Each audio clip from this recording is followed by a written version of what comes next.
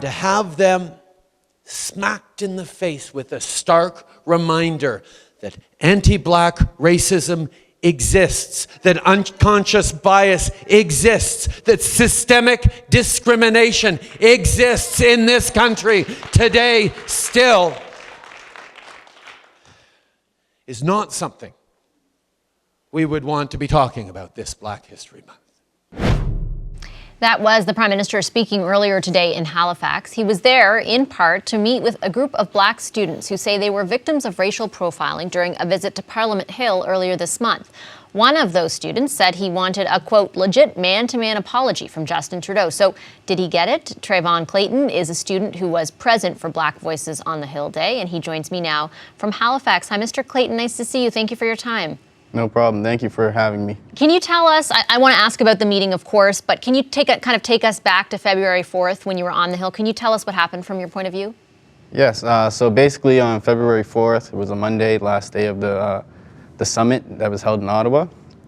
So the last day, a group of us was selected to go to the Parliament building to basically give out our ideas and our thoughts of ways we could stop hatred and racism towards us and basically make the Black communities throughout Canada a better place.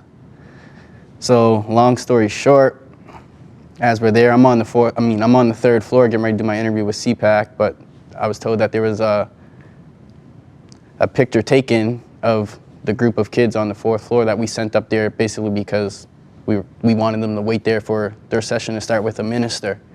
So someone has taken a picture, they said, and reported it to the security guard. So the security guard came up to the third floor where I was standing. He approached another adult, a Black adult to the right side of me. I wasn't easing in on their conversation. I was just minding my business, focusing on my interview. But once I heard him say to the adult, I'm not trying to sound racist or anything, but the dark-skinned group on the fourth floor, they gotta go. They can't be here because they're being too noisy and too loud. So they can leave for about an hour and come back, but they just can't be on that fourth floor. So like when I heard that shocked me and it hurt me because it's my first time in the Parliament building. And as you heard Justin Trudeau say today, that's a home for all of us, not just for certain races and cultures. So I felt very, very hurt because, like I said, it's my first time there, and I was literally going there to share my ideas and my thoughts to stop the hatred towards us as we received there in the Parliament building itself. And sir, I'm so sorry, go ahead. Yeah, you can go ahead. I was just going to say that many of you and some whom we spoke with after that incident did want a meeting with the Prime Minister following that. And I'll ask you about the investigation that's taking place as well. But you did want a meeting and you got that meeting today. What happened?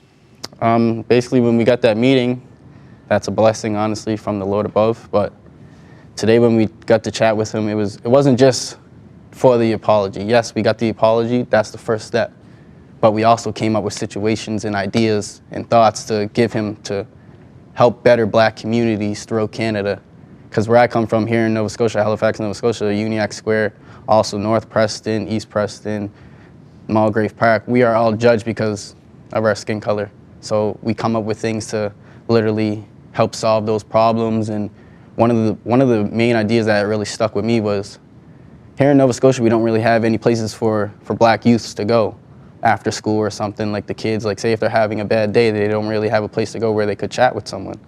So we feel that if we come up with a plan, we can get that going, and we wanted to hear on Trudeau's side what he thought about that, and he gave us the thumbs up. He was like, get that going because you have the support. So it was good to chat with him, but some think it should have been more open to the public instead of a private meeting.